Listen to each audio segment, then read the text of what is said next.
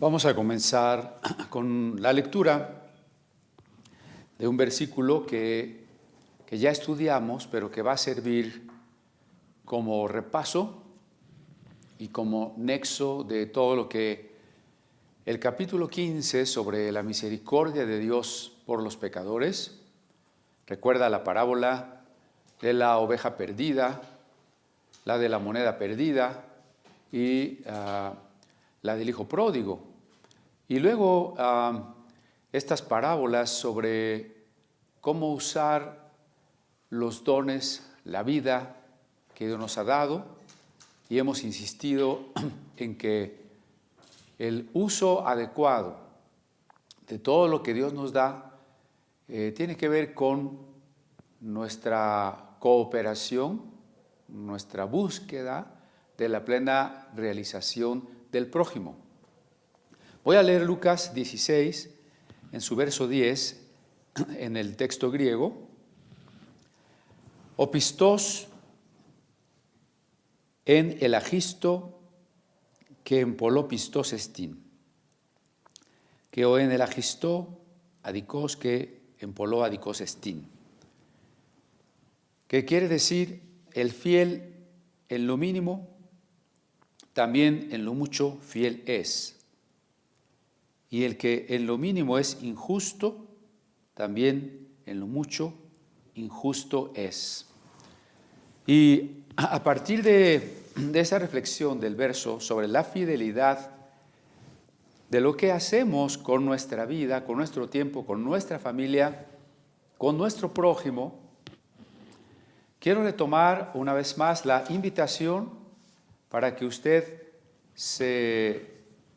redoble sus cuidados, sus esfuerzos en la prudencia frente a la pandemia que estamos viviendo. Han sido muchas las predicaciones en que tocamos este tema y no podemos dejar de tocarlo, porque precisamente de todos estos meses de confinamiento, pues estas fechas son quizá las más tremendas y que nos imposibilitarían aún el reunirnos todos en un mismo lugar. Por lo pronto, bueno, tenemos cuando menos 2 meses comentando que venía una segunda ola, advirtiendo que sería más grave. Y bueno, lo que me preocupa, que seguramente algunos hermanos han hecho caso, pero digo lo que me preocupa, es que seguramente muchos no lo han considerado, no hicieron caso, ni han repasado lo que hemos dicho. Y por eso la insistencia en que una vez más el día de hoy podamos decidir un mayor cuidado, una mayor precaución por nosotros y por nuestra familia. En lo poco podemos ser fieles. ¿Qué tiene que ver esto con los contagios? Bueno, que en lo que nosotros dependa no seamos un foco de contagio para los que están cerca, incluso para los seres que amamos. Desde los que están cerca en un transporte público como el metro, el avión, un autobús, hasta las personas que están en nuestra familia.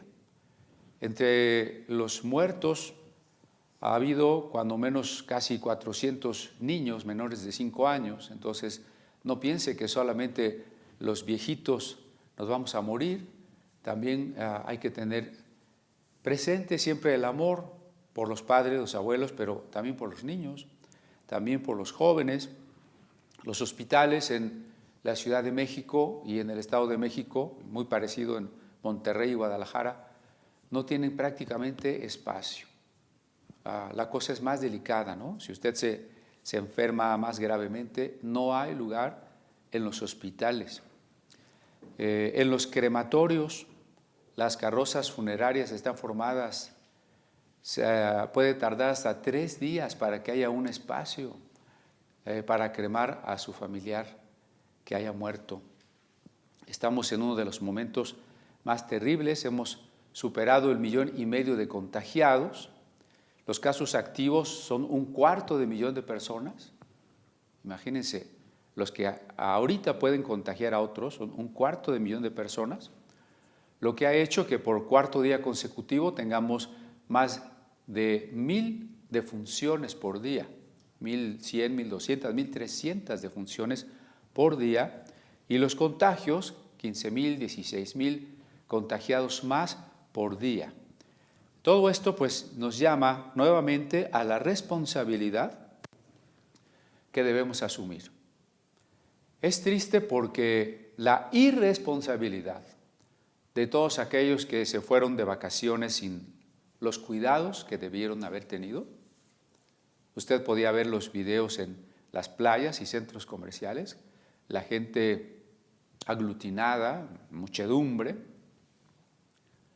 Entonces, muchos de esos contagiados son ahora los que están contagiando pues, a cualquiera que está en su entorno y también a sus seres amados.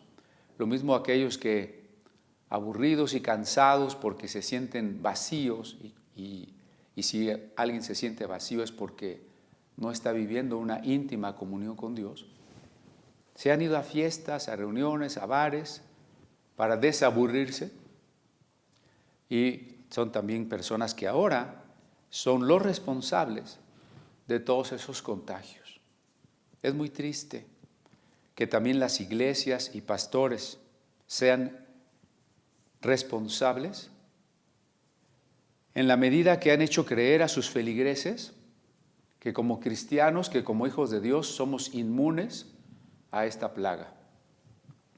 Y lo digo con temor de Dios porque cualquiera de nosotros se puede infectar y cualquiera de nosotros se puede morir.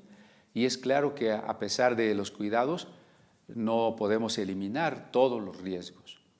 Pero cuanto más incrementamos la probabilidad de que nuestras ovejas se dañen si les estamos enseñando una doctrina equivocada. La Biblia, especialmente el Nuevo Testamento, nunca nos enseña. No hay ningún versículo que diga, no te vas a enfermar, no te puede pasar nada, descuídate.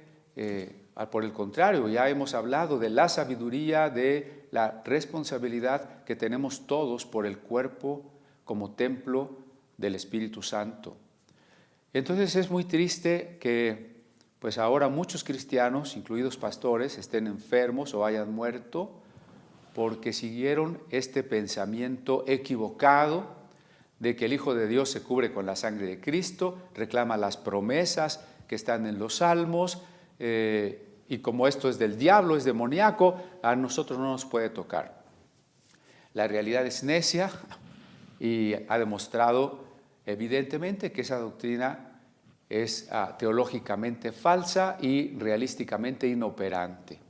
Por eso he dicho ya en otras pláticas, la ignorancia mata.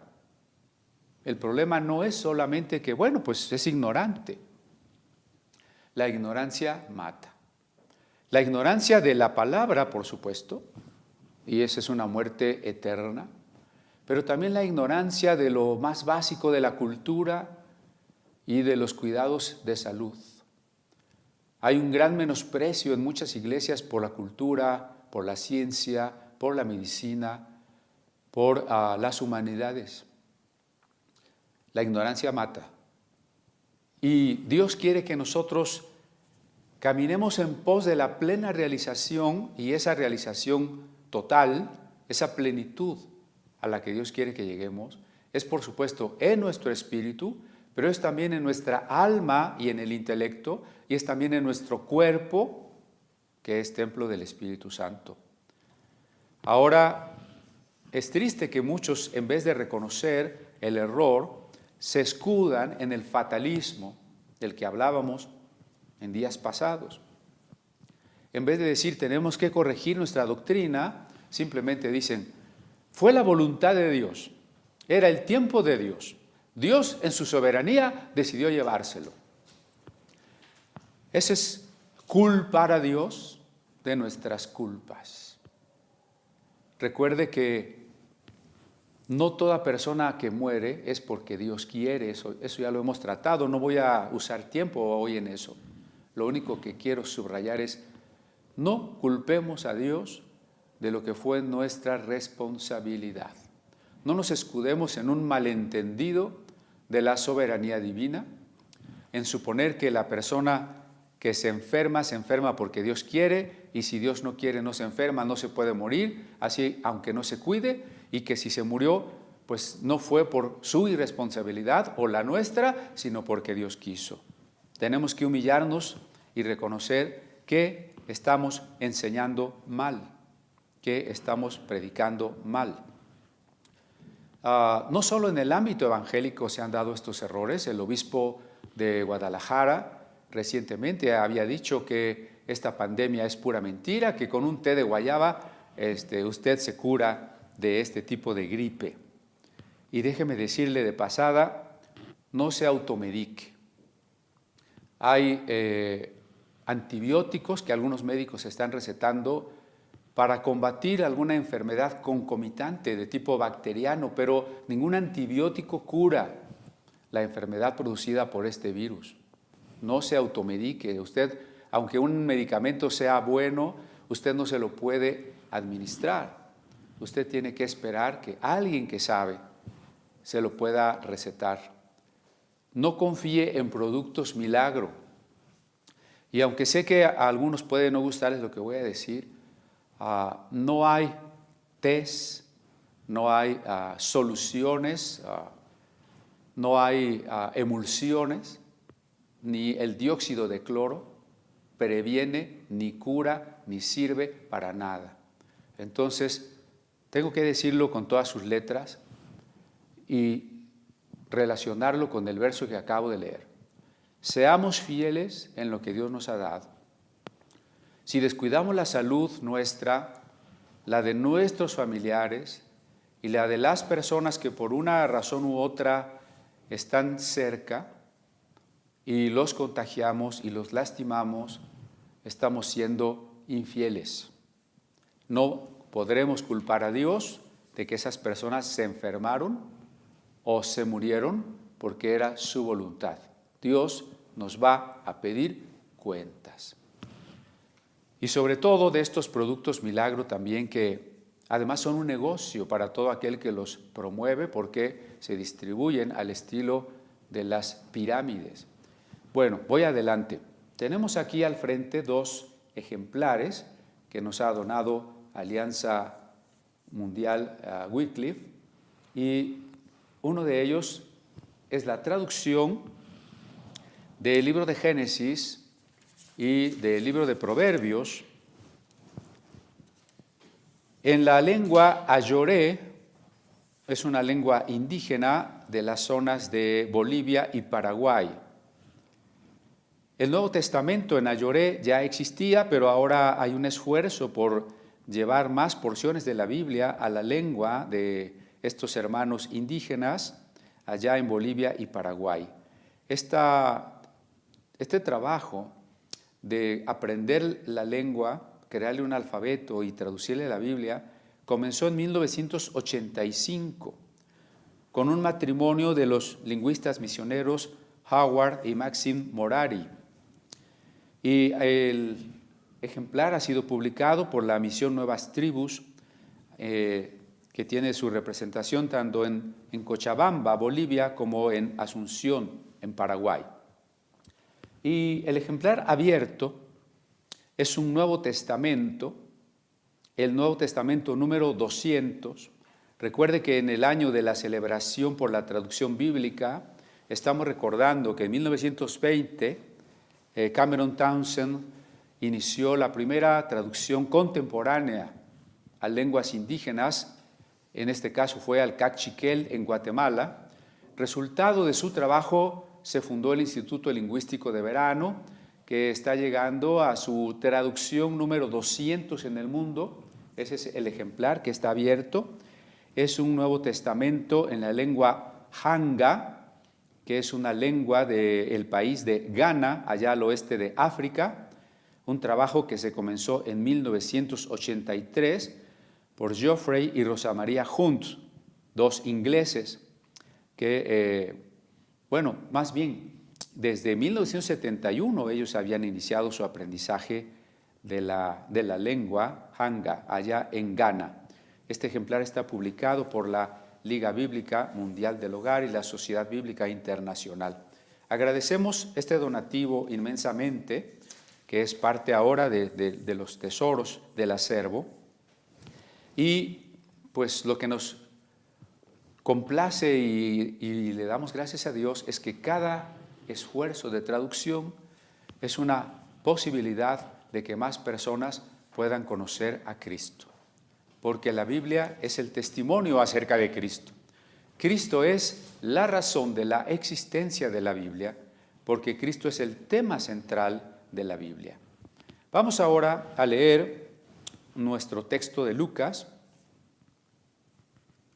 capítulo 16, el que nos ocupará la reflexión del día de hoy, Lucas 16, verso 18. Todo el que repudia a su mujer y se casa con otra, adultera. Y el que se casa con la repudiada del marido, adultera. Este versículo, leído de manera aislada, de manera independiente, podría ser esgrimido, podría ser usado, como lo ha sido en la mayoría de las ocasiones, para decir varias cosas. Uno, que el matrimonio es un sacramento indisoluble. Segundo, que toda persona divorciada es una persona que está en pecado delante de Dios. Y que toda persona que se ha vuelto a casar después de un divorcio es una persona que está en adulterio. Así, escuetamente, esto es lo que se enseña cuando el versículo se toma fuera del contexto, como si fuera una enseñanza categórica que está allí sola, sin contemplar ninguna posibilidad de nexos con lo que Jesús ha dicho en todo lo que hemos estado estudiando. Voy a intentar que lo reflexionemos acerca de él a partir de la pregunta, ¿qué tiene que ver esto con el contexto? ¿Se acuerda del contexto? ¿Qué es lo que está antes y lo que está después? Antes de este versículo del divorcio, tenemos las parábolas de la oveja perdida, de la moneda perdida, del hijo pródigo.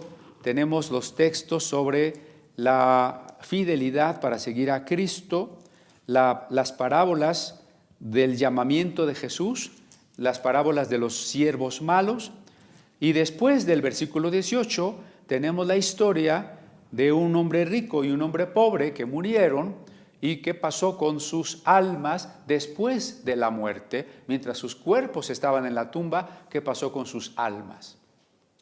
Entonces resulta sorprendente que el versículo del divorcio esté puesto aquí. Y esa es la pregunta, ¿qué tiene que ver con las parábolas del amor de Dios por el pecador? ¿Qué tiene que ver con las parábolas de los siervos infieles? ¿Qué tiene que ver con la parábola o la historia, más que parábola, con la historia de un hombre rico al que el prójimo no le importó y terminó su existencia después de esta tierra en el Hades, en el infierno? ¿Qué tiene que ver el asunto del divorcio?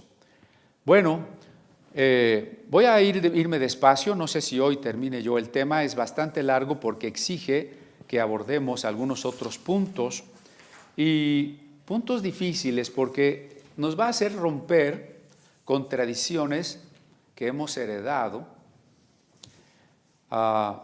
de conceptos, sobre todo de tipo sacramental. No es nuestra meta romper con tradiciones por el hecho de romper tradiciones, eso es una postura relativista posmodernista. No, pero cuando las tradiciones oscurecen el texto bíblico, cuando las tradiciones nos impiden tratar adecuadamente al prójimo, sí debemos analizarlas y desembarazarnos de ellas cuando las hemos heredado y nos han limitado en nuestro entendimiento de la palabra de Dios. Estoy consciente de que por algunas de las cosas que voy a decir, muchos me apedrearían, me quemarían en leña verde. Por eso le voy a invitar para que Primero, escuche con atención los argumentos que vamos a presentar. Segundo, aunque no esté de acuerdo con ellos, hágase las preguntas pertinentes. Y tercero, si al final no estamos de acuerdo, seguimos siendo hermanos, ¿no?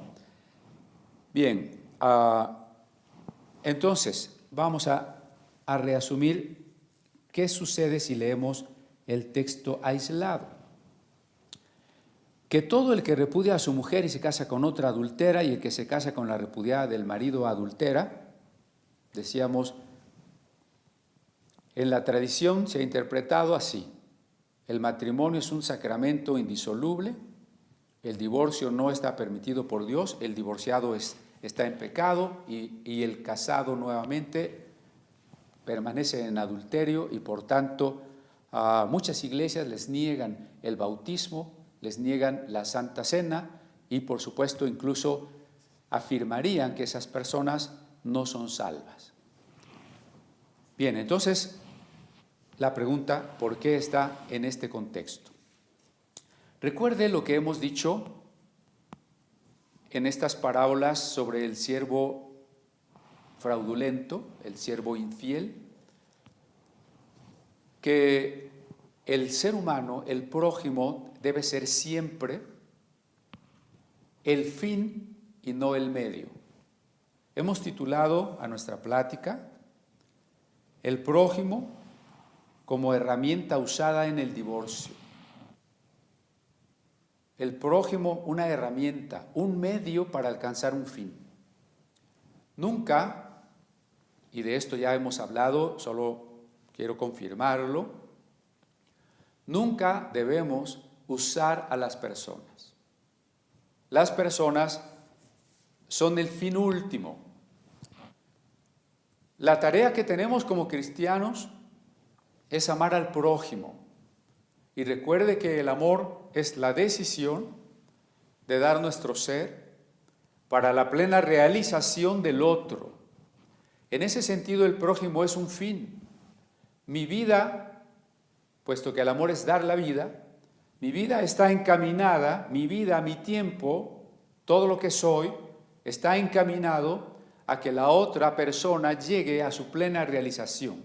Eso es considerar al prójimo un fin.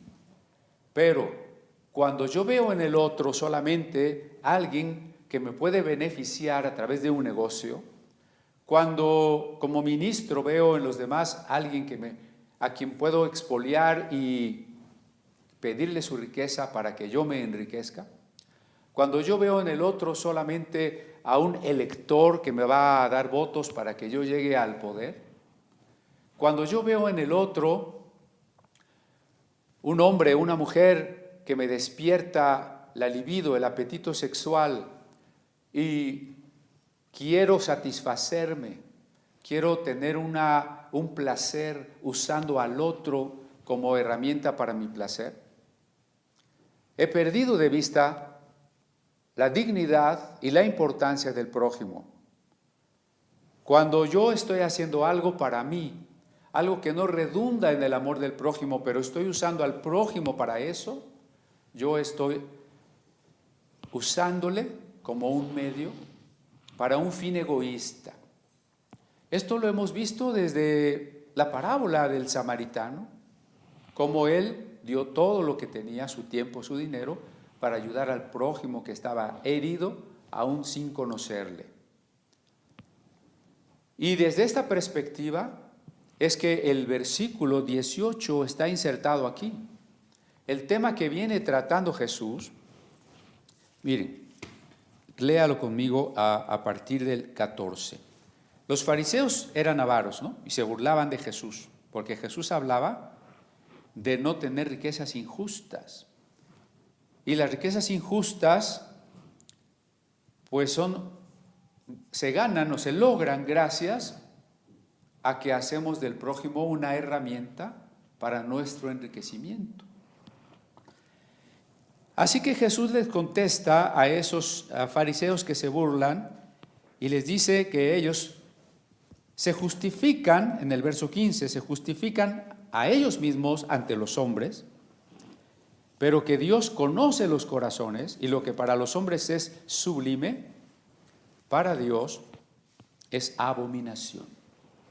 Los fariseos se justificaban diciendo, yo soy bueno, yo no hago esto, yo no hago aquello. Y como lo refleja el Evangelio de Lucas, que está enfocado sobre todo a los pobres y a los marginados, hay otros episodios en el Evangelio donde se ve que escribas y fariseos interpretan la ley de una manera que no les comprometa, que puedan usar al prójimo o que incluso les permita quedarse con las riquezas. Y entonces por eso Jesús dice que la ley no va a pasar, que aunque ellos pretendan guardar la ley, no están reconociendo cuál es la esencia de la ley. No están entendiendo que la ley tenía una finalidad, apuntar hacia Cristo, y que cuando Cristo ha aparecido, el reino de Dios ha comenzado, y en el reino de Dios se ha trascendido la ley precisamente en el amor al prójimo. De esto hablamos el domingo pasado. ¿Cómo es que nuestra relación con la ley de Dios? Nosotros no estamos sujetos a la ley de Dios porque hemos muerto en Cristo. No podemos ser salvados por la ley porque la ley no salva a nadie. Somos salvos por Cristo y cuando el Espíritu Santo vive en nosotros y cuando nosotros nos rendimos al Espíritu Santo, el fruto de esa relación íntima, amorosa, es precisamente el amor.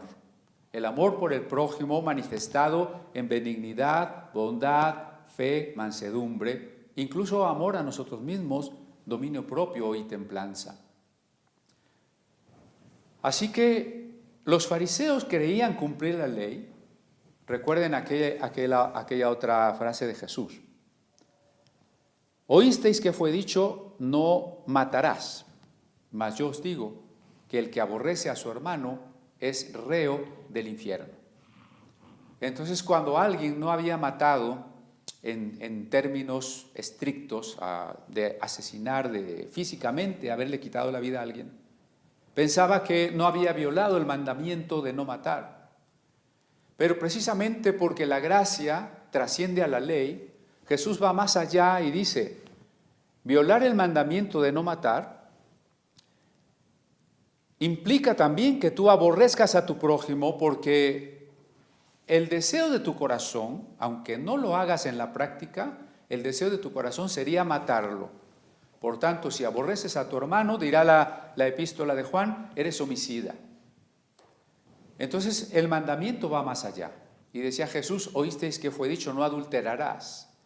Y cualquier fariseo de estos que se justificaban, estoy ejemplificando cómo se justificaban ante los demás, podría decir con jactancia, yo no le he quitado la esposa a ningún hombre. Pero Jesús decía, eso no es suficiente. Si tú has codiciado a la esposa del otro, ya adulteraste. Entonces, esta manera de cumplir la ley casuística, convenenciera, era para Dios abominación. Para los fariseos y escribas era motivo de jactancia y de admiración por parte de los demás, que los veían como unos hombres rectos y santos. Este es el contexto en el que Jesús está hablando del divorcio. ¿Cuál era el problema? Tengo detrás mío una escena, una pintura de Jesús en su tiempo del Bar Mitzvah, discutiendo y preguntando a los doctores de la ley. Un pasaje que precisamente ya hemos estudiado en el Evangelio de Lucas. ¿Por qué he puesto esta ilustración aquí? Porque alude también a las dos grandes escuelas del par de rabinos que guiaba la escuela rabínica, Hillel y Shammai, dos rabinos pues un poco más o más grandes que Jesús en edad y de los cuales el Talmud recoge bastante información. Estas dos escuelas, estos dos maestros, que son Hillel y Shammai, tenían opiniones diversas respecto del divorcio. Quiero que busquemos algunos pasajes porque interpretar asuntos de la ley en un desconocimiento, pues, cuando menos básico de la ley, nos puede llevar precisamente a los errores, ¿no? En Deuteronomio 24:1 dice lo siguiente: cuando alguno tomare mujer y se casare con ella, si no le agradare por haber hallado en ella alguna cosa indecente, le escribirá carta de divorcio y se la entregará en su mano y la despedirá de su casa. Yo no sé si usted conocía este texto, pero lo primero es entender cómo se concebía el divorcio en términos de la ley judía, en un libro tan importante como el Deuteronomio, ¿no? De acuerdo con este verso que acabo de leer, un hombre se casa y después dice, bueno, hay algo que no me agrada en esta mujer. Ya conociéndola en la intimidad, ya sea en su cuerpo, ya sea en su carácter, esta mujer no me agrada. ¿Qué opción tenía ese judío o ese israelita? Porque aquí todavía está hablando bueno, en teoría está hablando a todo el pueblo. Bueno, él podía escribir, podía redactar una carta de divorcio y entregársela a la mujer, y con eso la mujer se daba por divorciada, tenía que irse de la casa y no podía llevarse los bienes que eran propiedad del hombre, excepto lo que el padre hubiese dado a esa mujer como la dote en la boda. Si el padre le había dado una dote, pues entonces ella tenía derecho a reclamar esa dote en el divorcio y llevársela. Entonces el divorcio pues era una práctica permitida en la ley de Moisés y diríamos incluso frecuente. Ahora, ¿cuál es la discusión entre Shammai y Hillel? Shammai dice, no se puede dar esa carta de divorcio a no ser que la falta a la que se refiere el Deuteronomio sea una falta grave. Mientras que Hillel decía, no, bueno, pues simplemente ya no te gusta esa mujer, se le quemaron los frijoles, bueno, pues le puedes dar una carta de divorcio porque no sabe cocinar. Entonces, esa era la discusión. ¿Se puede dar carta de divorcio por cualquier motivo? ¿Tiene el hombre ese derecho? Curiosamente, no hay carta de divorcio de la mujer al hombre, ¿eh?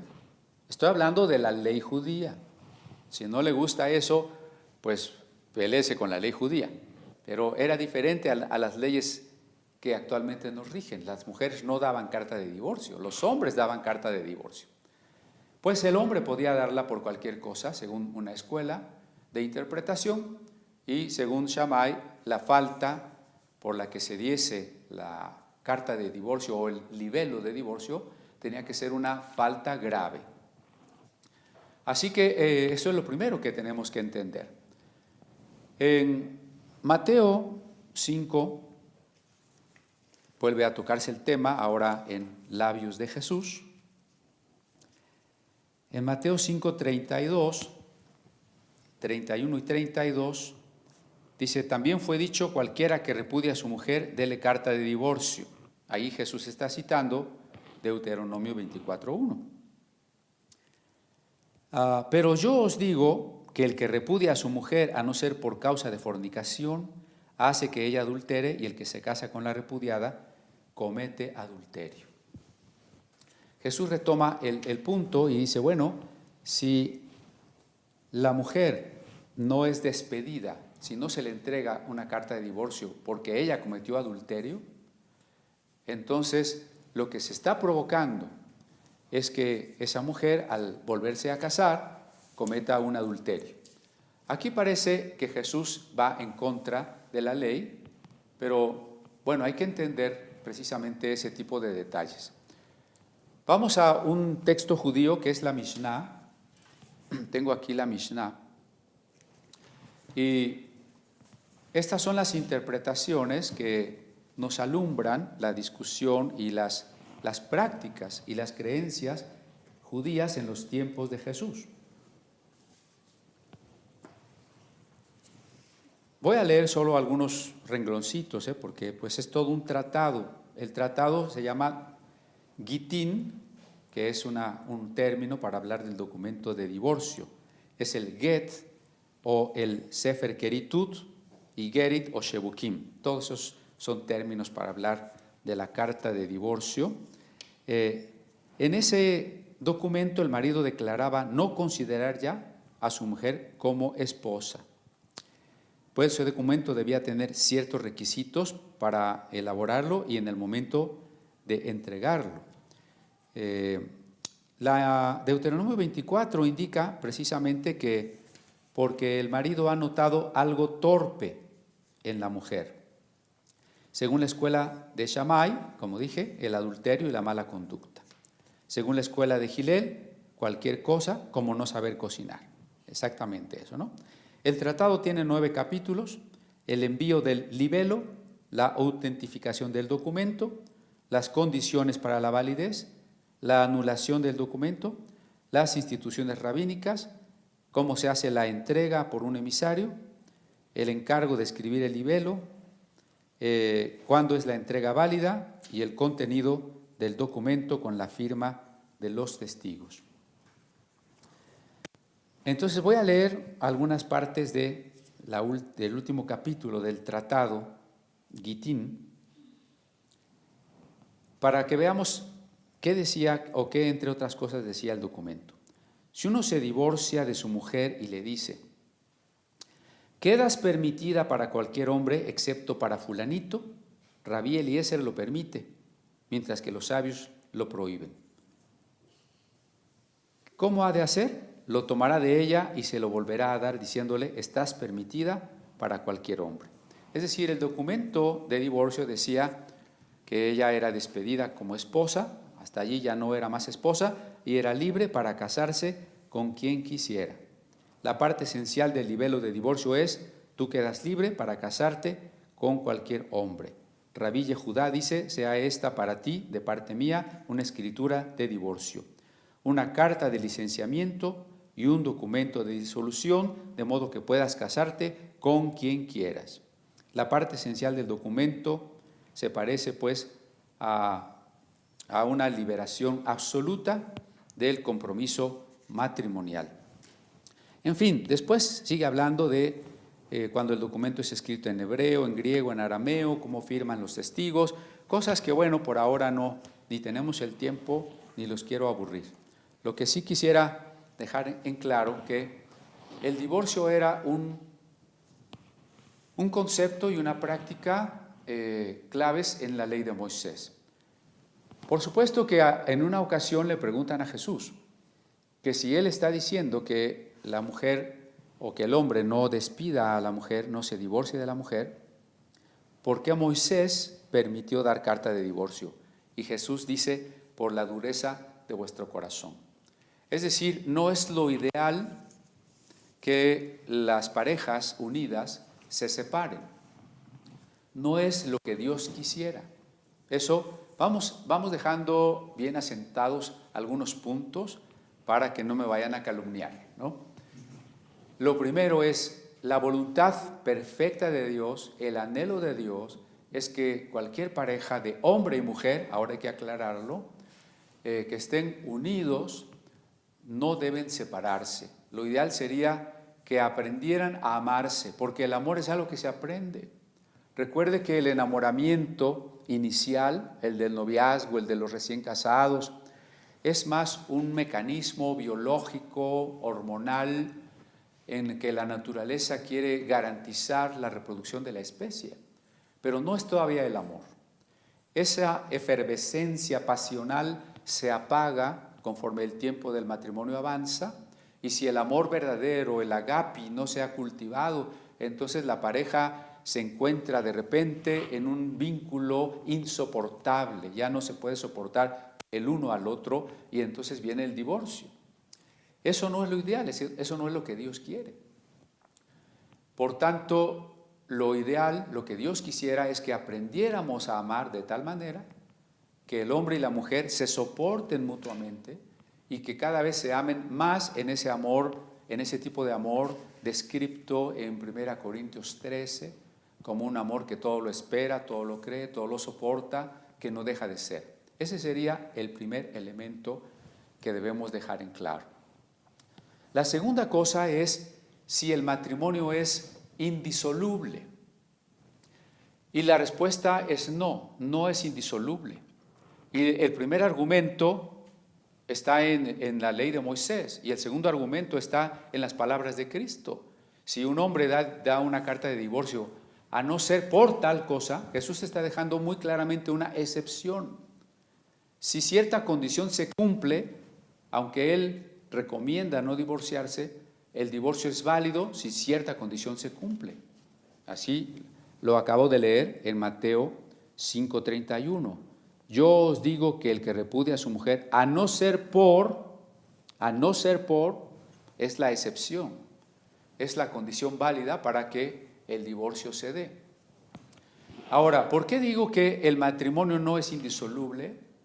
Porque si Dios dice que lo que Él juntó no lo separe el hombre, pues quiere decir que es separable. Si podemos separar algo es porque se puede separar. Indisoluble quiere decir que sería inseparable. Pero si Dios ordena no separar, es porque hay la posibilidad de separar. Ahora bien, ¿por qué se considera que el matrimonio es indisoluble? Porque se ha concebido, cuando menos desde el siglo VII de la era cristiana, no en la Biblia, sino desde el siglo VII de la era cristiana, como un sacramento. ¿Y qué es un sacramento en esos términos de la tradición? Sacramento es un acto, es un rito, es un signo, como signo es algo exterior, administrado por un sacerdote, una persona que ha recibido otro sacramento, que se llama el orden sacerdotal, y que como tal ese rito santifica, confiere gracia. Entonces vean cómo se ha concebido el matrimonio ahora. Necesitas ir con un ministro, un sacerdote, para que él te case, para que él case a los contrayentes. Cuando el ministro realiza ese rito y dice las palabras, los declaro marido y mujer, en ese momento ya estás casado. Entonces, ¿qué constituye el hecho de estar casado? De acuerdo a esta tradición, el sacramento del matrimonio. Pero la Biblia en ningún momento maneja el matrimonio como un sacramento. El matrimonio no es un sacramento. Les digo que me van a apedrear, ¿no? Porque ya dije que en la ley de Moisés y en el Nuevo Testamento hay casos en los que está permitido el divorcio.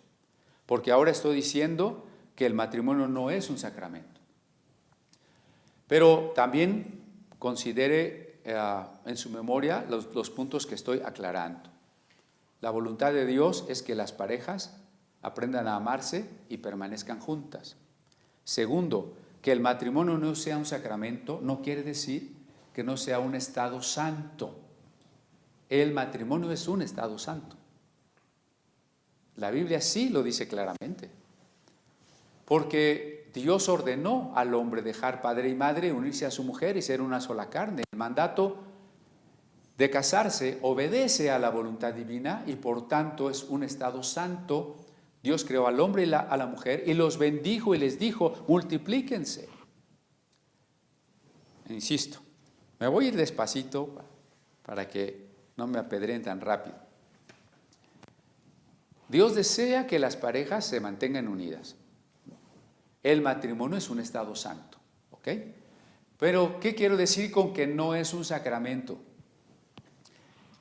Un sacramento en términos del Nuevo Testamento, en todo caso, y es mucho decir del Nuevo Testamento, cuando menos en términos eclesiásticos, se entiende como lo que celebramos como símbolo de una gracia interior.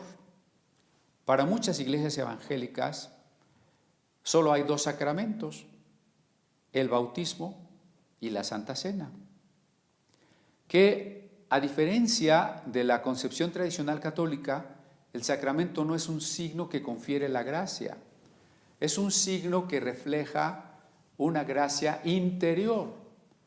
De esta manera, el bautismo no me da la gracia de ser salvo. La gracia de ser salvo es interior. El bautismo solo refleja, simboliza esa gracia interior, pero no me la da. En el caso de la Santa Cena no me da la salvación, no me da a Cristo. Cristo ya vive en mí. La Santa Cena solo recuerda, simboliza la muerte de Cristo y su presencia en mí. Ahora bien, estos sacramentos se realizan en la iglesia y para la iglesia. Con respecto al matrimonio tendríamos que preguntarnos, ¿las personas solo se casan en la iglesia y para la iglesia? Y la respuesta es no. El matrimonio existe en toda la humanidad, en todas las épocas y en todos los países. Cuando en el libro de Génesis, en particular en su capítulo 2, se dice, dejará el hombre a su padre y a su madre y se unirá a su mujer, ese mandato no se le está dando a la iglesia, se le está dando a la humanidad. Esa es la primera razón por la que no puede ser un sacramento, porque es un mandato como el mandato de todos los que están ahí en Génesis, de no separarse de Dios, de labrar la tierra, de tener hijos, son mandatos para toda la humanidad. Es decir, se casan los budistas, se casan los musulmanes, se casan los que tengan una religión tribal allá en las selvas africanas, se casan los católicos, se casan los evangélicos, se casan los judíos, se casa todo mundo. Si el matrimonio fuera un sacramento de la iglesia cristiana, entonces los judíos no estarían casados, ni estarían casados los musulmanes, ni los budistas, ni nadie más que los cristianos. Ahora, ¿de cuál iglesia? Porque si las ramas del cristianismo no se llevan tan bien entre sí, pues entonces los bautistas van a decir, no, los casados en la católica no están casados. Y los católicos van a decir, los casados en la presbiteriana, pues no están casados. Y cada quien se arrogaría el derecho de que solo su iglesia es la verdadera y es la única que puede casar. Y entonces cada vez que una pareja se convirtiera y viniera a nuestra iglesia, tendríamos que decirle, para empezar, los tenemos que casar de veras porque ustedes no están casados. Eso es a toda luz, es absurdo. Entonces, primera cosa que dejemos asentado, porque ha sido una gran contradicción del mundo, sobre todo del mundo evangélico. Porque el mundo evangélico afirma que solo hay dos sacramentos, el bautismo y la Santa Cena. Pero luego le dice a los que no se han casado por la iglesia que no están casados, que están en adulterio. Entonces no que el matrimonio no era un sacramento, porque si no haberte casado por la iglesia es estar en pecado, entonces el matrimonio por la iglesia santifica. Luego entonces es un sacramento y entonces tendríamos que decir que tenemos cuando menos 3 sacramentos. La Santa Cena, el bautismo, el matrimonio. Y ahora, ¿quién casa? ¿Cualquiera te puede casar? ¿O solo el pastor? No, pues solo el pastor ordenado. Entonces ya tenemos 4 sacramentos. El sacramento de la ordenación pastoral. Y entonces ya nos salimos totalmente de las Sagradas Escrituras, ¿no? No estoy hablando, y también tengo que aclarar esto, hay una materia que ya se ha impartido en el museo que se llama Familia Cristiana, donde por 15 horas cuando menos estamos tratando este tipo de temas, así que pues yo ahorita lo voy a tratar en 1 hora, entonces le invito para que se inscriba y se le envíen todos los videos de este asunto. Decía, no estoy invitando a que no haya ceremonia de boda, no estoy invitando a eso. Qué bueno que si usted ha decidido o ustedes han decidido unir sus vidas amarse, tener un proyecto común en la existencia para servir a Dios, puedan hacer una ceremonia en la que se gocen con la familia y con los hermanos, y donde los hermanos y todos los que les aman les podamos ayudar, apoyar, bendecir, o mejor dicho, implorar la bendición. Qué bueno que pueda hacerse eso. Pero debe de quedar clara una cosa: la iglesia no casa y los pastores y los sacerdotes no casan. No casan, no.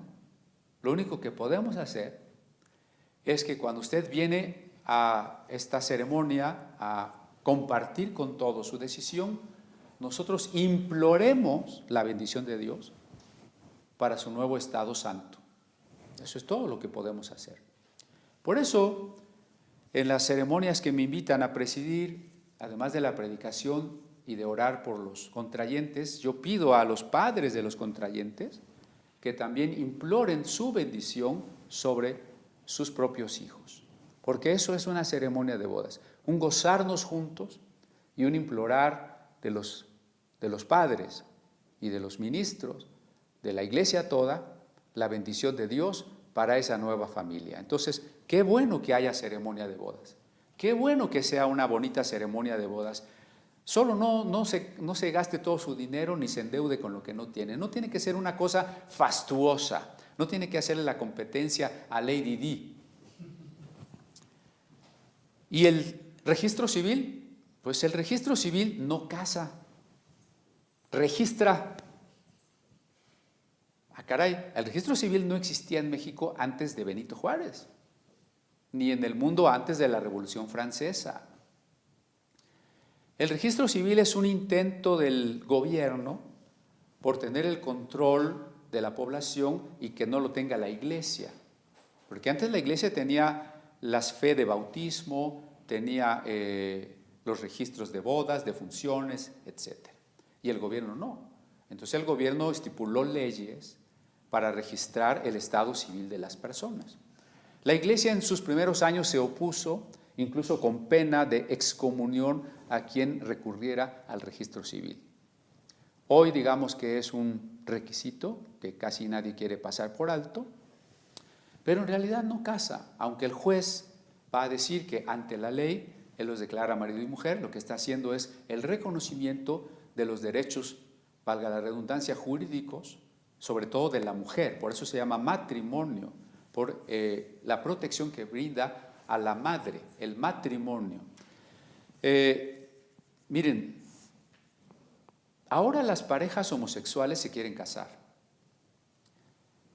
Y aunque no casarse estuvo de moda desde los años 60 en los ámbitos hippies y los ámbitos marxistas, y hoy está de moda en los ámbitos hipster y ese tipo de jóvenes.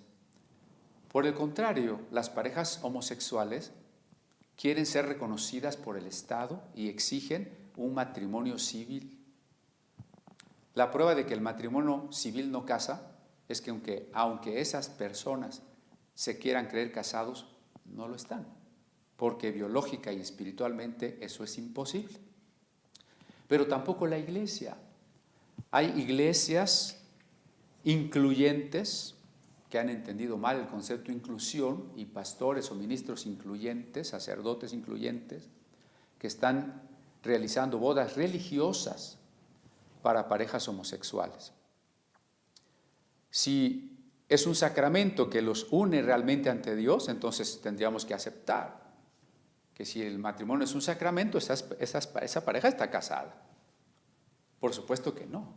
Entonces, creo que este extremo absurdo demuestra meridianamente que ni el registro ni la iglesia pueden casar. ¿Qué es entonces lo que casa a dos personas? Bueno, vayamos al multicitado versículo, allá en Génesis 2. En Génesis 2, en el versículo 24. Por tanto, dejará el hombre a su padre y a su madre y se unirá a su mujer y serán una sola carne. Ahí está. ¿Qué casa a las personas? Dejar a las familias a las que pertenecíamos y formar una nueva familia en la unión sexual. Eso es lo que crea un matrimonio, un vínculo entre marido y mujer. ¿Quién casó a Adán y Eva? Si usted va a decir que Dios, bueno. ¿Quién casó a Abraham? No había ni judaísmo, menos cristianismo. ¿Qué sacerdote casó a Abraham? ¿Qué pastor lo casó? ¿No? Cuando Jesús fue a las bodas de Caná, él no fue el que ofició ninguna boda, él era un invitado más. Entonces, ¿dónde dice el Nuevo Testamento que Pablo andaba casando ahí a los jóvenes o Pedro les andaba dando la bendición? ¿Dónde dice el Antiguo Testamento que Aarón o cualquiera de los sacerdotes tenía entre sus funciones casar? ¿Dónde hay un sacrificio para los casamientos? Porque hay sacrificio para el primogénito, gratitud, consagración, hay sacrificios por el pecado, hay sacrificios por el que fue sanado de la lepra, pero no hay ninguna ceremonia, ningún rito de boda en la ley mosaica. ¿Por qué? Porque este no es un mandato religioso, es un mandato a toda la humanidad, es un mandato que abarca a todo hombre y a toda mujer. Entonces, otra aclaración. Lo que estoy diciendo es, o defendiendo la unión libre. La unión libre no existe. No estoy defendiendo la unión libre porque la unión libre no existe. Aceptar el término significaría suponer que entonces tengo libertad, quiero decir, sin obligación ninguna, puedo estar con otra persona y separarme cuando yo quiera. Suponer que existe esa mal entendida libertad es, por supuesto, un equívoco. La unión libre no existe. ¿Qué quiere decir eso? Que el sexo no es pecaminoso, que el sexo no es malo, el sexo es creado por Dios, pero es una fuerza sublime, tan poderosa, que tiene el poder de convertir a dos personas en una. Esto lo acabamos de leer en Génesis 2:24 y lo vuelve a citar Pablo allá en Romanos capítulo 6 y lo cita Jesús cuando dice Dios los hizo hombre y mujer y por tanto no debían separarse. ¿Por qué? Porque el sexo es esta fuerza hecha por Dios que convierte a dos personas en una sola. ¿En qué condiciones convierte esta fuerza a dos personas en una sola? En cualquier condición. No se necesita la condición de la ceremonia de la iglesia o del acta del registro para que dos personas se conviertan en una. Mire, Pablo lo entendió así. Si usted me acompaña a la primera carta a los Corintios, allá en su capítulo 6,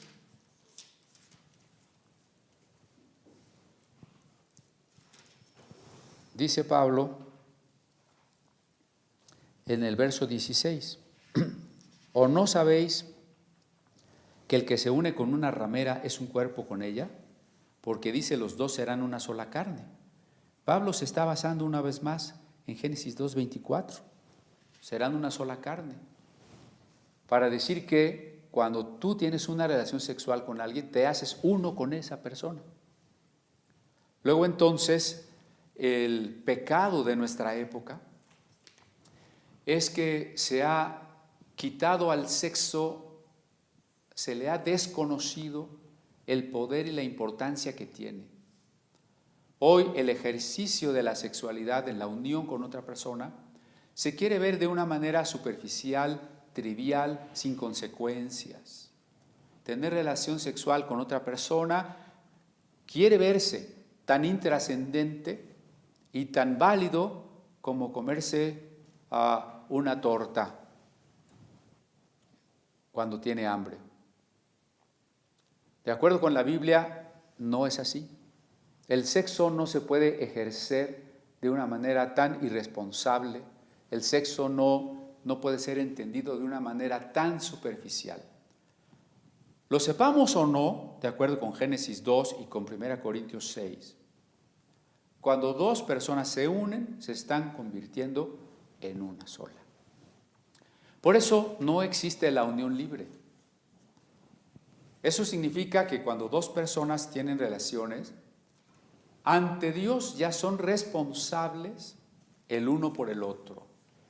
Por eso no podemos hablar de libre, porque aunque tú no hayas ido a una ceremonia religiosa o no tengas un acta del registro civil, tienes una responsabilidad con alguien con quien tú decidiste hacerte uno. Concomitante con este problema está el del aborto. Estaba leyendo algunos de los argumentos feministas pro aborto, en donde dicen, bueno, es que es importante que la mujer tenga libertad sobre su cuerpo para seguir sus proyectos de vida, para que no haya tantos niños sin hogar, para que no nazcan tantos niños deseados. Al final lo único que se está argumentando, lo que en el fondo está en el problema, es que estamos avalando asesinar para poder seguir con nuestro proyecto de vida, para que no haya tantos niños pobres, tantos niños no deseados, tantas familias disfuncionales. ¿Qué hacemos? Pues los matamos. El aborto no es la solución. Estamos debatiéndonos entre la vida y la muerte en esta pandemia y los legisladores están tratando de despenalizar el aborto a nivel constitucional. Increíble. Entonces, la solución no es abortar, la solución es comprender que la sexualidad debo manejarla racionalmente, que el prójimo debe ser visto como una meta, como un fin y no como una herramienta para mi placer momentáneo. Porque cuando una mujer tiene una relación sexual sin este sometimiento a la razón que Dios nos ha dado, no está midiendo las consecuencias, no está reconociendo que se une a una persona, que esa unión debería ser para siempre y que puede haber un embarazo y que si hay un embarazo, ella se debe, toda su vida, todo su ser se debe al hijo que ha de llegar. Eso es lo que no se quiere reconocer. Entonces el sexo lo que hace es unir. Vamos a pensar que estas dos hojas las voy a pegar con resistol, ¿verdad? Dos personas que tienen relaciones sexuales, lo ejemplifico como estas dos hojitas pegadas con resistol. ¿En dónde está el pecado sexual? Pues está en que nuestra unión fue por media hora y ya no quiero nada contigo. Entonces, ahora vamos a despegar las hojas. Al despegar las hojas, estamos maltratando la hoja. Estamos maltratando la vida de la persona. Y allí entra el divorcio. Todo divorcio, toda separación es destructiva en la medida que los dos que estaban unidos van a sufrir un daño. Muchas veces más uno que el otro, pero siempre que hay una separación, las dos personas van a sufrir un daño físico, un daño anímico, un daño espiritual. Esa es la razón por la que Dios no desea que las personas que se han unido se separen. Esa es la razón por la que la fornicación es pecado, es decir, la unión que se da sin vistas a la permanencia, o el adulterio. ¿Qué es? También habría que entender aquí claramente qué es el adulterio en términos de la ley judía, no en los términos de nuestra lente con que hoy consideramos las cosas. Romanos capítulo 7 dice lo siguiente en su verso 1, Romanos 7:1. ¿Acaso ignoráis, hermanos, pues hablo con los que conocen la ley, que la ley se enseñorea del hombre entre tanto que éste vive? Porque la mujer casada está sujeta por la ley al marido mientras éste vive, pero si el marido muere, ella queda libre de la ley del marido. Así que si en vida del marido se uniere a otro varón, será llamada adúltera. Pero si su marido muriere, es libre de esa ley, de tal manera que si se uniere a otro marido, no será adúltera. Pablo nos reitera aquí cuál era la ley judía, que es exactamente en ese contexto el adulterio. Que una mujer casada esté con un hombre que no es su esposo. Ese es el adulterio. Ahora bien, Pablo está diciendo, si una mujer enviuda se puede casar y no es adúltera. Deuteronomio nos está diciendo, si la mujer recibe un documento de divorcio, documento en el cual dice que es libre para casarse con quien quiera, no adultera. Esto es lo primero que hay que tener en cuenta. Ahora, vuelvo a nuestro pasaje de Lucas. ¿Por qué Jesús inserta estas palabras aquí en el contexto de qué hacemos con el prójimo? Tenga muy presente esto. ¿Qué hacemos con el prójimo? Había otra institución en tiempos del judaísmo que hay que considerar aquí y es la poligamia. Otra vez necesito aclarar, yo no estoy predicando la poligamia, no estoy diciendo, pues sobre todo varones, ¿no?, que en este tiempo, en este contexto, sea válido o usted busque tener simultáneamente varias esposas. No estoy diciendo eso y lo aclaro porque siempre que se toca el tema no falta quien distorsiona lo que estamos diciendo, ¿no? Vamos a un pasaje que está en el Éxodo. Acuérdense que necesitamos conocer lo básico de la ley de Moisés si queremos entender estas alusiones a la ley. En Éxodo, capítulo 21, en los versos 10 y 11 se dice: si tomare para él otra mujer, no disminuirá su alimento, ni su vestido, ni el deber conyugal. Y si ninguna de estas tres cosas hiciere, ella saldrá de gracia sin dinero.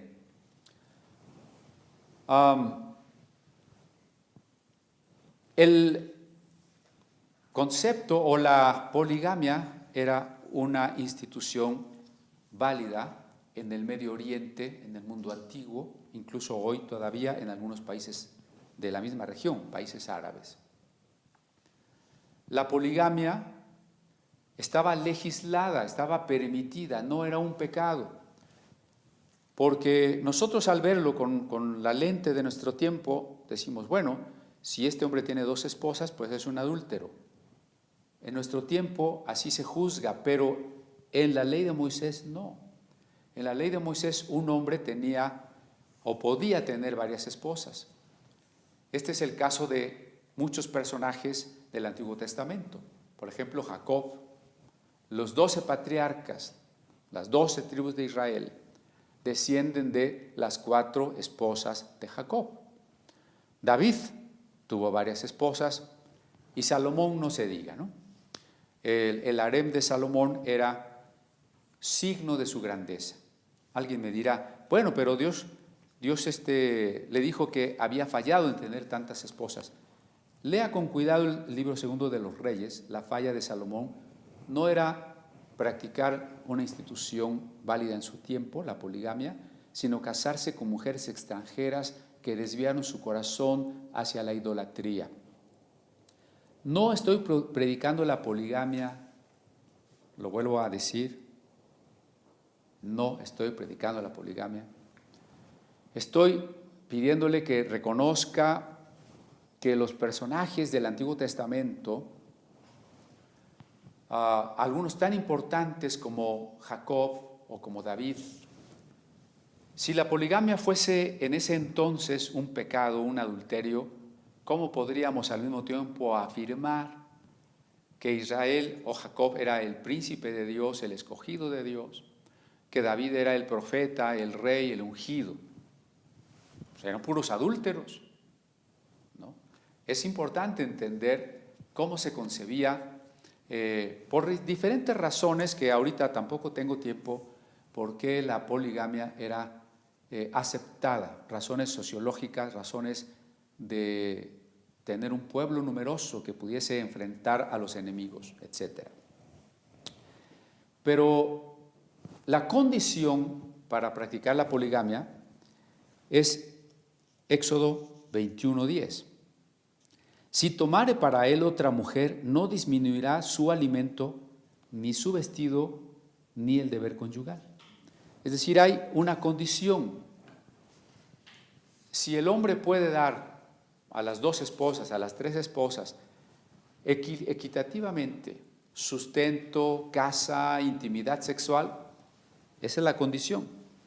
Por eso, en algunos grandes personajes, el tamaño del harem es símbolo de su poder y de su grandeza.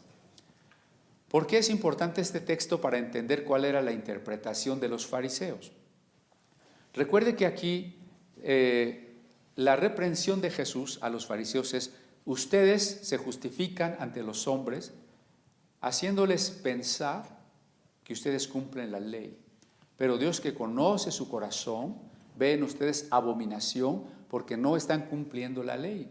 La están cumpliendo en la letra, la están cumpliendo por fuera, pero se están aprovechando del prójimo, están usando al prójimo para su propio beneficio. Y este es el ejemplo que Jesús está usando. El que repudia a su mujer y se casa con otra, adultera. Aquí, ¿qué opciones tenía el varón judío en este contexto histórico en el que Jesús está hablando? Número 1, pues quedarse con la esposa que tiene toda la vida.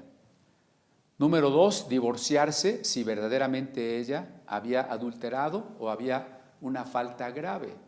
En este asunto de la falta grave, quiero explicar lo siguiente. Miren, porque cuando las iglesias prohíben el divorcio y creen que eso es un signo de espiritualidad y dicen: no, tú con tu esposo o con tu esposa hasta donde sea, tienes que soportar lo que sea porque esa es tu cruz.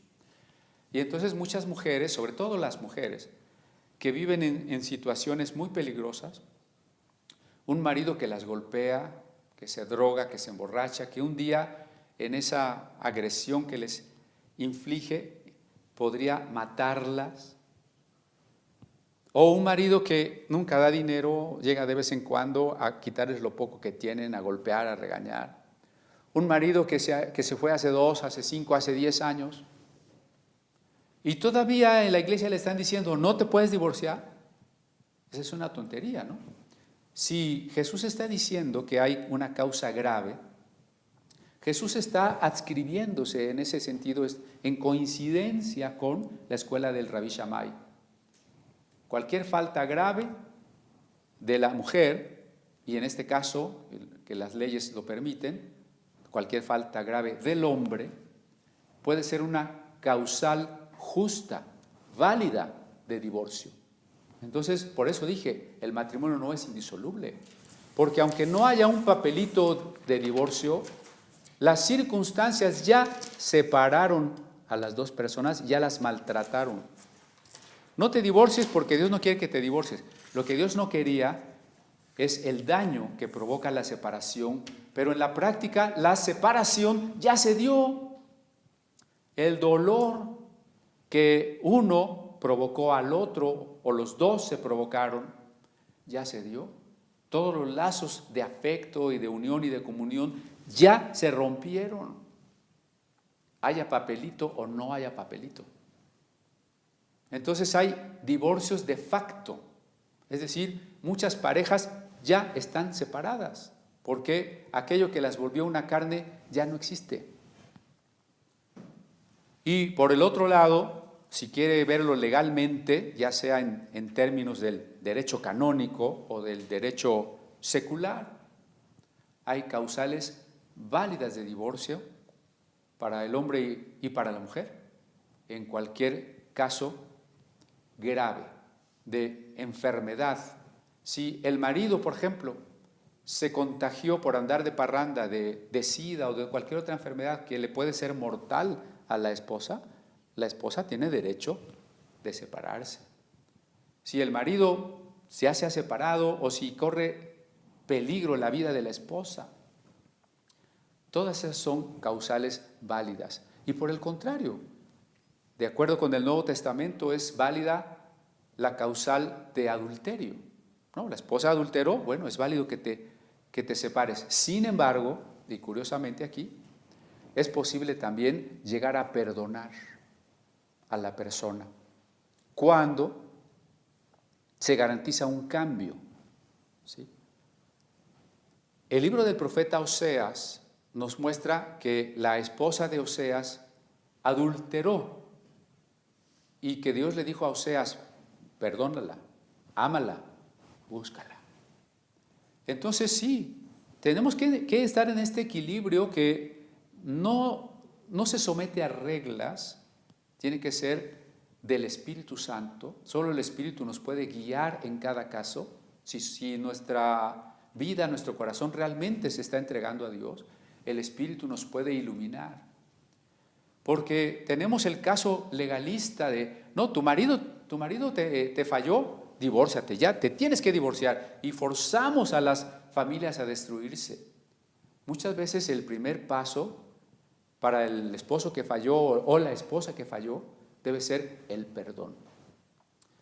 Pero aclaro, siempre y cuando la conducta no sea una conducta permanente. Porque allí se puede confundir con la mujer cuando está sometida de manera servil al marido que la golpea. Y el marido la golpea y después le pide perdón y entonces ella lo perdona y la vuelve a golpear, y eso sucede infinidad de veces y ella siempre lo está perdonando. Allí no hay un verdadero perdón, allí hay una dependencia patológica, enfermiza. Por eso digo que cada caso es diferente, que el Espíritu Santo tiene que iluminar a la persona, al creyente y a sus consejeros para poder saber qué se puede hacer en cada caso. Pero mire, ¿cuál era el truco de los fariseos aquí? ¿No? O sea, una vez más, Jesús está diciendo que los fariseos están cumpliendo la ley de manera tramposa. Y luego habla del divorcio. ¿Qué estaban haciendo los fariseos? Bueno, estaban avalando que si un hombre se aburría o se cansaba de una mujer y ya le gustaba más otra mujer, la cosa era muy sencilla. Le daba una carta de divorcio por cualquier causa a la mujer y se casaba con otra. Con esto estaba faltando pues a dos responsabilidades. La primera es que no estaba dando una carta de divorcio por una razón justificada, verdaderamente válida, sino porque en su corazón ya había otro proyecto de vida. Por eso Jesús lo equipara al adulterio.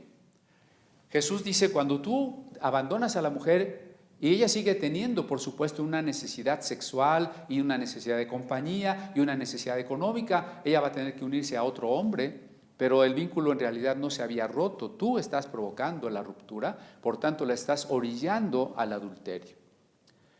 Y de manera sorprendente, Jesús dice aquí también que el hombre adultera. Esto no es en sentido estricto conforme a la ley de Moisés, sino por analogía. El hombre que por la razón equivocada abandona a la esposa y establece otra relación, también está cayendo por analogía en una situación de romper lo que Dios había unido de una forma que no sería aprobada por Dios. Ahora, entonces, ¿qué otro camino tenía un hombre que tenía una esposa y quería tener otra esposa? Pues el de Éxodo 21:10. Tener dos esposas, pero cumplir a las dos esposas. Ahora bien, eso económicamente no le convenía a ningún fariseo, a ninguno de estas personas de las que está hablando aquí Jesús. Entonces lo que hacían ellos era unos matrimonios sucesivos que hacían que la mujer quedara indefensa. En una sociedad en que la mujer tenía mucho menos posibilidades que en nuestro tiempo, una mujer divorciada, pues la mayoría iba a sospechar que era una adúltera o que cuando menos pues tenía alguna falla suficiente para haber sido repudiada. Entonces era infamar a la mujer. Acuérdense cuando José pensó que María lo había engañado y dice, como José era justo y no quisiese infamarla, quiso dejarla secretamente. Expedir el libelo de divorcio a cualquier mujer era de por sí ponerla en mal, dejarla económicamente desvalida. Y en el caso de los hijos, pues era también ponerla en una situación muy difícil, porque los hijos eran patrimonio del varón. Era, sobre todo para la mujer, un gran sufrimiento el darle la carta de divorcio. Entonces, por eso, el hombre que la daba estaba ya fallando en el amor que debía haber tenido por su pareja. Pero ahora estaba fallando doblemente, porque en vez de asumir una responsabilidad económica doble, veía la manera de lavarse las manos de la responsabilidad económica, divorciándose de esta y casándose con la otra, pudiendo tener, hasta ese entonces era válida la poligamia, pudiendo asumirla, prefería usar al prójimo. Ese es el punto, ¿no? Usar al prójimo. Por eso yo he titulado a la reflexión de hoy que un uso del prójimo como herramienta en el divorcio. Es decir, el divorcio me sirve para un fin egoísta. El divorcio me sirve para otra cosa que yo ya tengo en mente. Pero tú, esposa o esposo, me estorbas y entonces te voy a quitar del camino. Y entonces la pareja deja de ser el fin último, ese prójimo a quien debería yo ayudarle a llegar a su plena realización, y simplemente lo utilizo o lo desecho para mis propios fines egoístas. Entonces, bueno, miren, se me está acabando el tiempo, pero yo quisiera insistir. En muchos divorcios hay una parte inocente. ¿Por qué vamos a relacionar esto con el resto del pasaje? Acuérdense que desde el capítulo 15, los fariseos y escribas, 15:2 de Lucas, los fariseos y los escribas murmuraban diciendo, a los pecadores recibe y con ellos come. O sea, la óptica farisea es Jesús se junta con los pecadores. Y si nosotros interpretamos el versículo del divorcio de la manera legalista que yo dije al principio, estamos haciendo lo mismo que los fariseos. Es que en esa iglesia aceptan divorciados. Es que ese pastor es divorciado. Es que esa mujer es divorciada. Y los rechazamos y los marginamos. Entonces estamos olvidando todo el contexto. El contexto es que Jesús aceptaba a las prostitutas, a los ladrones, a los publicanos, pero no a los divorciados. No, claro que no. Una prostituta, un ladrón, un asesino, un divorciado, un drogadicto, lo que quiera. Lo que Jesús está diciendo es que Dios busca al pecador, que Dios ama al pecador. Entonces, este texto no es para que Jesús condene a los divorciados, sino para advertir que si no nos hemos divorciado, no lo hagamos por fines egoístas. Lo hagamos solamente si corre riesgo nuestra vida o hay una causal mayor. Pero que por fines egoístas no debemos divorciarnos. Pero no está rechazando a los divorciados. ¿Por qué? Porque todo el contexto es cómo Dios ha aceptado al pecador. Y la historia que sigue del rico y Lázaro es qué consecuencias hay para aquel que usa al prójimo para su propio beneficio. Eso tenemos que tener en mente. Ahora, insisto, no podemos cortar tabula rasa a todos los divorciados, porque muchos divorciados son la parte inocente de un divorcio, mayormente las mujeres, ¿no? Resulta que el marido se fue hace 5 años. Bueno, ¿qué culpa tiene la esposa? No tiene ninguna. A veces, quizá muchas, los divorcios suceden por la culpa de ambos contrayentes. Pero hay que reconocer que en muchos otros casos, uno de ellos, sea el hombre o la mujer, es realmente el culpable del divorcio. Sobre todo en esta época que el divorcio express se puede hacer muy fácilmente, y con esta justificación de que en el corazón no se gobierna, pues es que yo ya no siento nada por ti, no eres tú, soy yo, y ya nos divorciamos, ¿no? Esas tonteras, ¿no? Entonces, primera buena noticia, las personas divorciadas, parte inocente en esa separación, no tienen ninguna culpa, no tienen que sentirse responsables. Ellos pueden estar totalmente en paz con su conciencia, totalmente en paz con Dios. Ahora, ¿qué pasa con los divorciados que sí han sido culpables? Bueno, lo primero que tienen que hacer es reconocer su culpa, su pecado. Porque sea este pecado del adulterio, o el del robo, o el de la mentira, o el de la avaricia, el que ha estado hablando mucho Jesús, la avaricia, cualquier pecado puede ser perdonado.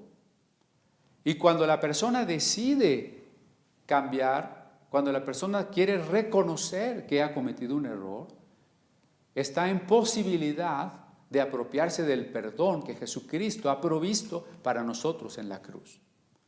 No es que tengo que convencer a Dios de que me perdone, no es que tengo que alcanzar el perdón.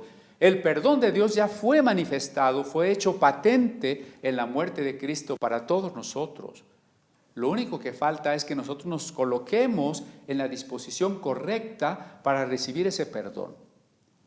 Y la disposición correcta es el reconocimiento de que mi pecado fue pecado, de que hice lo que Dios no quería que hiciera, de que no fue lo mejor para mi vida, de que cuando lo hice no estaba siguiendo la voluntad de Dios, sino mi propia voluntad egoísta. Eso es lo que tengo que reconocer.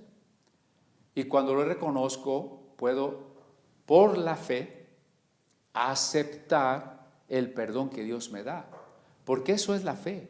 La fe es la aceptación del perdón, la certeza de que ya estoy perdonado. Si a usted le preguntan si está perdonado o no y usted dice no sé, entonces eso no es fe. Fe es la certeza, es saber que si Dios prometió perdonarme y yo he aceptado su promesa, entonces yo estoy perdonado.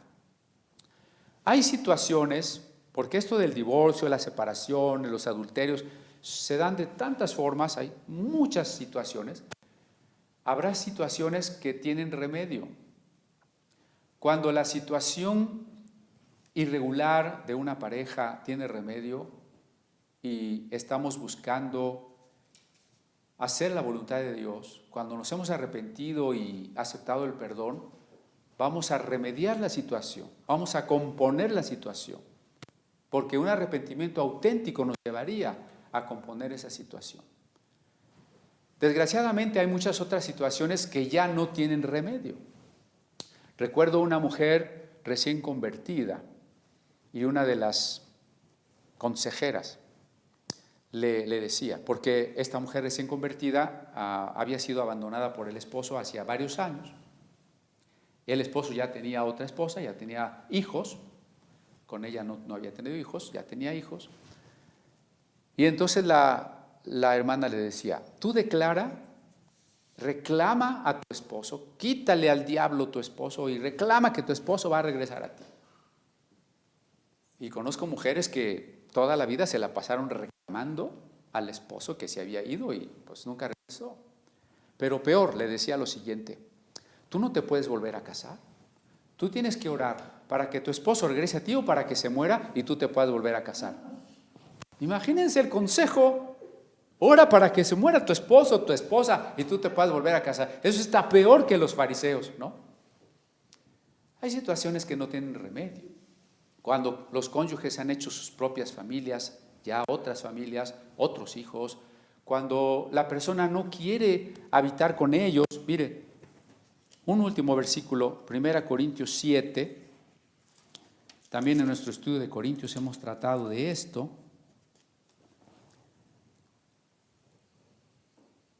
En el capítulo 7, dice en el 15, pero si el incrédulo se separa, sepárese, pues no está el hermano o la hermana sujeto a servidumbre en semejante caso, sino que a paz nos llamó Dios. Hay casos donde la pareja ya no va a regresar, no quiere regresar, ni siquiera es creyente ni le importa, es más, te dejó porque tú eres un creyente. Hay casos donde el divorcio con papel o sin papel sucedió hace mucho tiempo. No puedes regresar los años. Cuando la situación se puede arreglar, hay que arreglarla. Cuando no se puede arreglar, lo que importa, lo que Dios ve, es el arrepentimiento. Es la aceptación del perdón. Y por eso podemos encontrar en la iglesia matrimonios, personas restauradas. Hay muchas iglesias que dicen, no, es que mira, tal y fulanito y perenganito son de segundas nupcias. Entonces aquí en esta iglesia no los queremos. Eso equivaldría a olvidar que Dios pudo restaurar a Samson, que Dios pudo restaurar a David. Y David no cometió divorcio, algo peorcito. David le quitó la esposa a Urías. Si Dios no lo había reprendido en su poligamia, lo reprendió cuando adulteró, cuando le quitó la esposa a Urías. Y cuando puso todas las circunstancias para que Urías muriera, lo asesinó. Entonces, si una persona que ha adulterado, estoy pensando en David, y asesinado, ya no tiene remedio, entonces, como muchas iglesias piensan, ¿no? Es que este cometió tal cosa, no lo podemos bautizar, no puede tomar la Santa Cena, mucho menos puede ser pastor. Entonces, significaría que hay que borrar de nuestras Biblias el Salmo 51 y todos los pasajes que Dios le haya inspirado a David después de su arrepentimiento. Hay que desconocer a David como rey después de su pecado con Betsabé. Y hay que desconocer a Salomón, porque Salomón era el hijo de esa adúltera llamada Betsabé, hijo bastardo. ¿Sí me estoy explicando? O sea, cuando olvidamos que Dios tiene como fin último en su amor, en su misericordia, la restauración del pecador. Entonces, bueno, hay seguramente muchas dudas, muchos temas. Pregunte, escriba, podemos ahondar en ello. Voy a concluir. El matrimonio no es un sacramento, pero sí es un estado santo. La unión de dos personas se da en la unión sexual, se reconozca o no se reconozca. El no permanecer unidos es una fornicación, es un pecado, es un adulterio o un divorcio. Hay personas que no deberían unirse porque es imposible que se unan como personas del mismo sexo. El divorcio fue permitido por Dios, pero no como su perfecta voluntad. Sin embargo, sigue existiendo porque el hombre sigue siendo duro de corazón. Muchos miembros de una pareja siguen siendo duros de corazón y hay causales válidas, justificables, de por qué una persona tendría que separarse. Los divorciados tienen también una buena noticia. Primero, el llamado al arrepentimiento. Segundo, a arreglar todas las circunstancias que se puedan arreglar. Yo recuerdo de un pastor que con mucho orgullo me decía, es que yo tuve un hijo con otra persona, que no era con la que vivía en ese momento, pero pues yo, como me arrepentí, nunca más quise saber de esa persona ni de ese hijo. Y entonces estamos suponiendo que el amor de Dios es olvidar la responsabilidad con un hijo de esta familia o de la familia previa. No puedo olvidar la responsabilidad con un hijo, nunca. Las situaciones se tienen que resolver con un corazón contrito y humillado hasta donde se puedan resolver. Cuando hay situaciones que ya no pueden cambiar, tenemos que vivir y aceptar el perdón y la restauración de Dios. Y tenemos que aceptar a los hermanos que de estos pecados y de otros, Dios les ha levantado, a través del tiempo les ha quebrantado, les ha enseñado y les ha permitido vivir dentro del cuerpo de Cristo, servir dentro del cuerpo de Cristo. Entonces creo que la enseñanza de Jesús no tenía como fin hablar del divorcio, hablando del administrador injusto y del hijo pródigo. De repente como que se salió del tema y se fue al divorcio. No, lo que está diciendo Jesús es los fariseos utilizan la poligamia sucesiva, descartando a la mujer previa, abandonándola a su invalidez, a su sufrimiento, y creen que como le dieron carta de divorcio, cumplieron la ley y son libres de volverse a casar. No, solo están usando al prójimo y en ese sentido están cometiendo exactamente el mismo pecado que Dios no quería que se cometiera. El romper la unión de dos hojas para que esta hoja maltratada se quede abandonada y esta otra se quiera pegar con otra hoja. Eso es lo que Jesús está condenando en el contexto de todo lo que hemos estudiado. El prójimo no debe ser un medio para nuestra satisfacción egoísta. El prójimo y el más prójimo, el más próximo a mí, es mi esposa, es mi esposo, son mis hijos. Por eso todo lo que yo debo de hacer, lo que vivo, tengo que hacerlo para la plena realización de ellos. No existo para mí, existo para ellos. Por eso no hay unión libre, no existe la unión libre, jóvenes sobre todo. Cuando ustedes tienen relación con otra persona, tienen ante Dios ya una responsabilidad.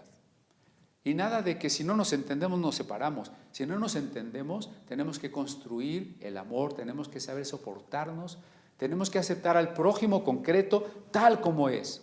La princesa rosa y el príncipe azul no existen.